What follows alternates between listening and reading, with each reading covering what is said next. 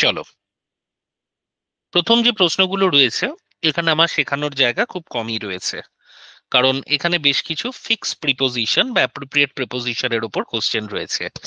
যেগুলো নর্মাল বা general preposition, সেগুলো কোন ক্ষেত্রে কি হয় আমি প্রত্যেকটা প্রশ্নের সাথে আলোচনা করে দেব, কিন্তু যেটা ফিক্স প্রিপোজিশন তার জন্য আলাদা করে কোনো নিয়ম বা রুল হয় না, সেটা আমাদেরকে মুখস্থই করতে হবে।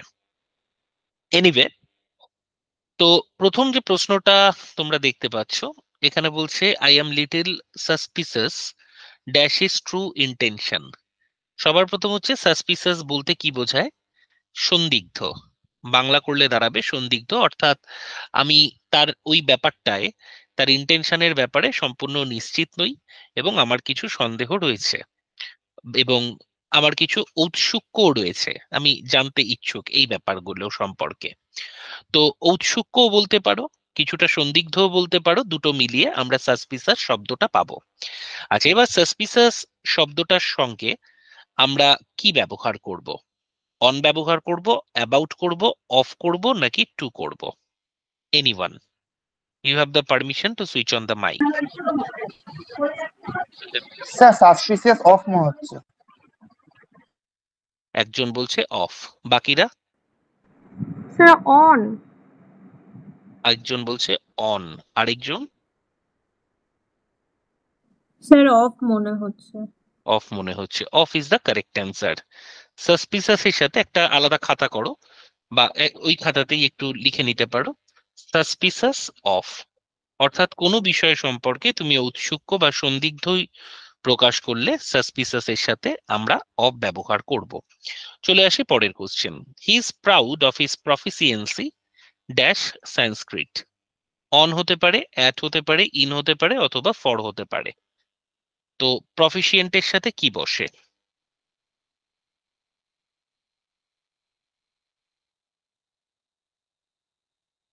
মাইক অন করতে পারো। স্যার ইন ইন মনে হচ্ছে। Proficient in, very good. মনে হচ্ছে না প্রফিসিয়েন্টের সাথে আমরা ইনই ব্যবহার করব। প্রফিসিয়েন্ট শব্দটার মানে কি জানো? কোনো ব্যাপারে কারুর যদি দক্ষতা থাকে, তাহলে এই দক্ষতার জন্য আমরা একটা সিনোনিম ব্যবহার করতে পারি, অ্যাডেপ্ট। কি ব্যবহার করতে পারি? অ্যাডেপ্ট। এবার যদি কোনো কারণে এখানে প্রফিসিয়েন্ট না দিয়ে অ্যাডেপ্ট দিত, তাহলে আমার প্রিপোজিশন কিন্তু অ্যাট হয়। প্রফিসিয়েন্টের সাথে আমরা ইন ব্যবহার করি কোনো একটা বিষয়ে কেউ যদি দক্ষ হয়, তার মানে প্রফিসিয়েন্ট বলতে কি বোঝায়? স্কিলড বোঝায়। ঠিক আছে? তো অ্যাডেপ্ট যদি ব্যবহার করি প্রফিসিয়েন্টের সিনোনিম হিসেবে, তখন কিন্তু আমি ইন ব্যবহার করব না, তার পরিবর্তে অ্যাড ব্যবহার করব। আচ্ছা, এখানে যদি প্রফিসিয়েন্টের পরিবর্তে যদি গুড শব্দটাও ব্যবহৃত হতো, যে সে সংস্কৃতে ভালো, তাহলে গুড ড্যাশ সংস্কৃত, তাহলে গুডের সাথেও কিন্তু অ্যাট অ্যাট প্রিপোজিশন স্যার। ব্যবহৃত হয়। কিন্তু যদি এখানে কোনো কারণে ব্যাড শব্দটা ব্যবহৃত হতো, তাহলে ব্যাডের সাথে আমরা ইন ব্যবহার করব। তাহলে একই সাথে অনেকগুলো কোশ্চেন আমরা করে নিচ্ছি, অনেকগুলো অ্যাপ্রোপ্রিয়েট প্রিপোজিশন, সিনোনিম, এগুলোও আমরা ব্যবহার করতে পারি। সেটা হচ্ছে প্রফিসিয়েন্সি শব্দটা হচ্ছে নাউন, যদিও নাউন। আচ্ছা, আর এখানে অ্যাডেপ্ট শব্দটা কিন্তু অ্যাডজেক্টিভ হিসেবে ব্যবহৃত হয়। প্রফিসিয়েন্টের সিনোনিম হচ্ছে অ্যাডেপ্ট। প্রফিসিয়েন্ট ইন বা proficiency in, adept at, good at, bad in. তো এই প্রিপোজিশন গুলো একটু লিখে নাও। তো এক্ষেত্রে আমার উত্তর সবাই ঠিকই দিয়েছো, ইন হবে। চলে আসি 3 নম্বর প্রশ্নে। বলছে he seems to be blind dash is friend's mistake. অর্থাৎ বন্ধুর ভুলের ব্যাপারে সে অন্ধ, মানে বন্ধুর ভুল দেখতেই পায় না, এতটা অন্তরঙ্গ। ব্লাইন্ডের সাথে কি হবে বলো? To sir. Blind to. আর কেউ? আর কেউ? আত্রেয়ী, সুদীপ্ত, একটু মাইক অন কর, দেখ অল্প স্টুডেন্ট তো এবার যদি পারো স্যার খুব ভাবে। ব্লাইন্ড অফ হবে। Blind of, very good. আর আরেকজন? আরেকজন? অফ হলো, টু হলো। আরেকটা জিনিস হতে পারে, আমি বলে দিই, কেউ বলছে না যখন, ব্লাইন্ড ইন। আচ্ছা, ব্লাইন্ড অফ আর ব্লাইন্ড ইন এই দুটো শব্দ রিপ্লেসেবল। এটার মানে যে সত্যি চোখে দেখতে পায় না, মানে সত্যিকারের যে ব্লাইন্ড। আর ব্লাইন্ড টু শব্দটার মানে যে ওভারলুক করে।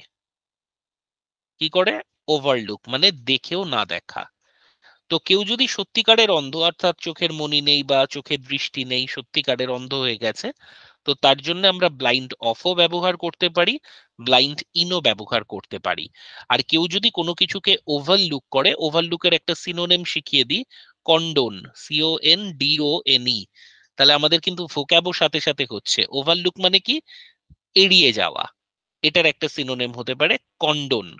তো এই কন্ডোন শব্দটা মানেও ওভারলুক, ওভারলুক মানেও ওভারলুক, এর পরিবর্তে আমি ব্লাইন্ড টু ব্যবহার করতে পারি। যেমন ধর কেউ তোকে বললো যে জানিস তোর ভাই এটা করেছে, তুই বলে আমার ভাই, হ্যাঁ, করতেই পারে না। তো এই যে মনোভাবটা, এইটাকে বলা হয় ব্লাইন্ড টু।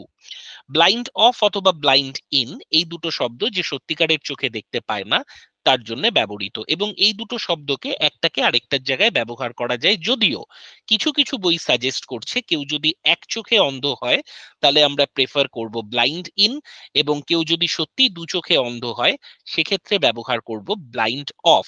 অর্থাৎ কোনো জায়গায় এক চোখ তো আর দেয়া থাকবে না, দেয়া থাকবে রাইট আই অথবা লেফট আই, তো সেক্ষেত্রে প্রেফার করবি ব্লাইন্ড ইন শব্দটাকে। আর এমনি যদি পিওর ব্লাইন্ড সেন্সে ব্যবহার করিস তাহলে ব্লাইন্ড অফ ব্যবহার করবি। এটা কিন্তু সব বই না, স্পেসিফিক্যালি কিছু কিছু বইতে এই কনসেপ্টটার উল্লেখ আছে। তো যদি সিচুয়েশন এরকম দেখিস যে উত্তর ব্লাইন্ড ইন এবং ব্লাইন্ড অফ দুটোর মধ্যে হচ্ছে এবং দুটোই অপশনে দেয়া আছে, সেক্ষেত্রে দু চোখ এক চোখের কনসেপ্টটা আসবে। আদারওয়াইজ ইন ডেসক্রিপটিভ ইংলিশ তারা কিন্তু রিপ্লেসেবল, খুব একটা ম্যাটার করে না। তো আশা করি আরো বেশ কয়েকটা ইউজ আমি বোঝাতে পারলাম। চলে আসি পরের শব্দ। কি বলছে? ফেলিসিটেট। ফেলিসিটেট শব্দটার বাংলা তর্জমা করলে কি দাঁড়াবে? কেউ যদি একটু বলতে পারিস ভালো হয়। ফেলিসিটেট এই শব্দটার বাংলা তর্জমা কি দাঁড়াবে? স্যার সম্মানিত করা। সম্বর্ধনা দেয়া, সম্মানিত করা বা আহ, সম্মানিত করা, এটাকে বলা হয় ফেলিসিটেট করা। ঠিক আছে? অর্থাৎ কোনো একটা জায়গায় এসে তুই কিছু একটা ভালো করেছিস, তার জন্য তোকে ধন্যবাদ জ্ঞাপন জ্ঞাপন করলো, তো এটাকে বলা হয় হচ্ছে ফেলিসিটেট। এর সিনোনিম হতে পারে কনগ্রাচুলেট, বলতে পারিস টু সাম এক্সটেন্ট। এইবার এখানে এই ভিক্টরি শব্দটার সাথে আমরা যে প্রিপোজিশনটা ব্যবহার করি সেটা হচ্ছে অন। ঠিক আছে? Add, at his victory, in his victory, for his victory না, সেন্স খুব ভালো দেবে ফর, কিন্তু অ্যাকচুয়ালি অ্যান্সার হবে on. This one is going to be the answer, not this one. Let us felicitate him on his victory, let praise him on his victory. অর্থাৎ victory শব্দটার সাথে preposition হিসেবে আমরা অন শব্দটাকে ব্যবহার করব।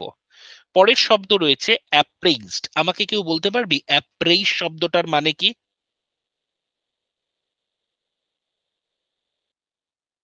এনিওয়ান? অ্যাপ্রেইজ শব্দটার মানে কি?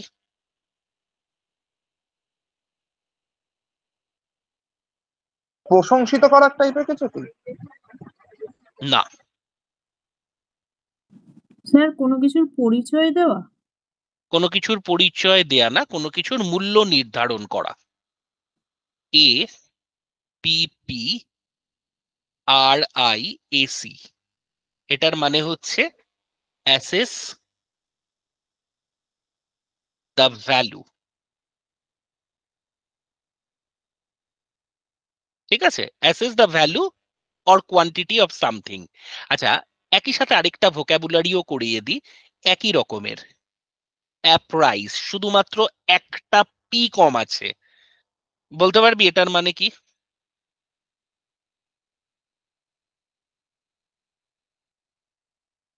ইনফর্ম করা।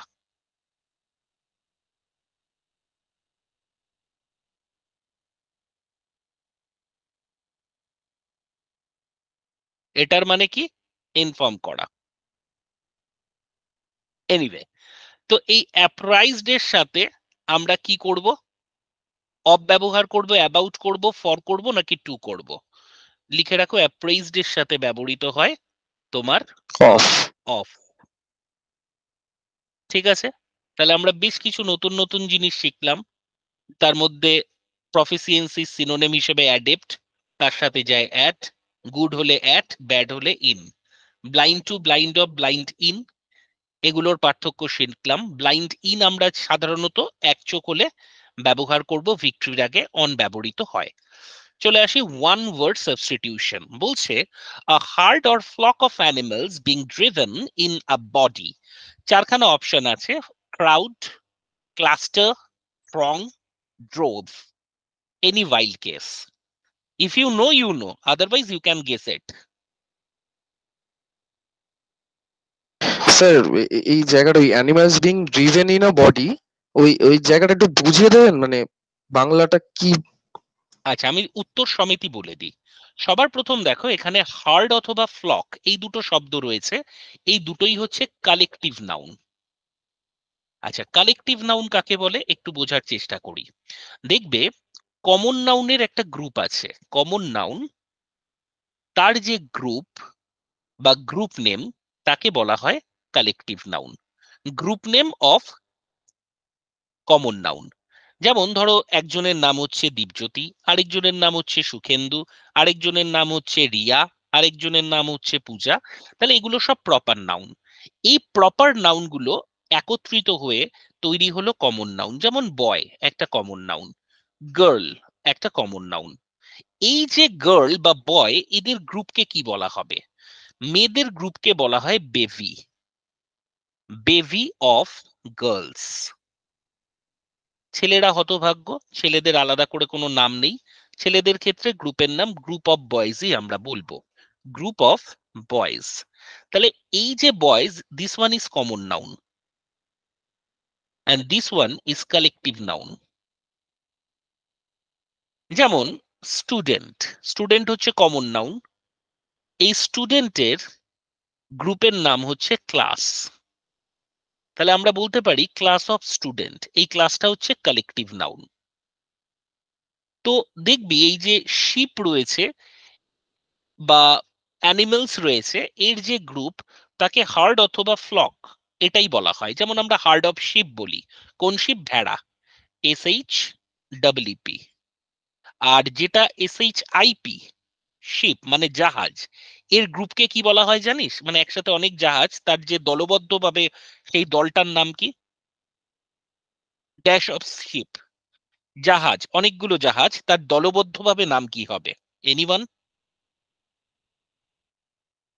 শুনেছিস?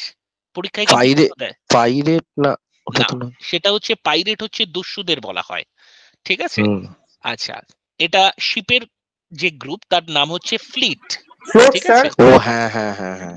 ফ্লিট। হ্যাঁ বাবা, ফ্লিট ফ্লিট। অথবা আরেকটা শব্দ, না, এটা ফ্লোট অনেকের মনে না হচ্ছে জানা থাকবে, ফ্লটিলা।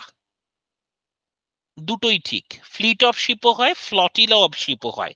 যখন অল্প সংখ্যক জাহাজ একসাথে যাচ্ছে, দু তিনটে জাহাজ একসাথে যাচ্ছে, ছোট জাহাজের যে গ্রুপ তাকে বলা হয় ফ্লটিলা। আর অনেকগুলো জাহাজ একসাথে যাচ্ছে তাকে বলা হয় ফ্লিট। একই রকম ভাবে শিপ বানানটা যদি চেঞ্জ হয়ে যায়, অর্থাৎ জাহাজের জায়গায় যদি ভেড়া হয়, তার গ্রুপকে বলা হয় হার্ড। এরকমই এমন অনেক অ্যানিমেল আছে যার জন্য আমরা ফ্লক ব্যবহার করি, বিশেষত যে সমস্ত মানে অ্যানিমেলের মধ্যে যেগুলো বার্ড কাইন্ড বার্ডস রয়েছে, তার জন্য আমরা ফ্লক শব্দটা ব্যবহার করি। যেমন আমরা বলতে পারি ফ্লক অফ বার্ডস। কি বলতে পারি? Flock of birds.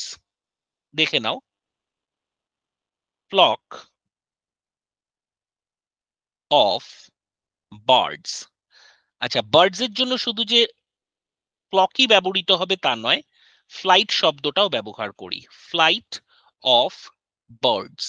এটা তাহলে কি মানে উড়ন্ত কোনো হ্যাঁ, পাখি জাতিকে? যখন কোনো পাখি এক জায়গায় বসে থাকবে, মানে কোনো কিছু খুঁটে খাচ্ছে এক জায়গায়, সেই গ্রুপটাকে আমরা বলবো ফ্লক অফ বার্ডস।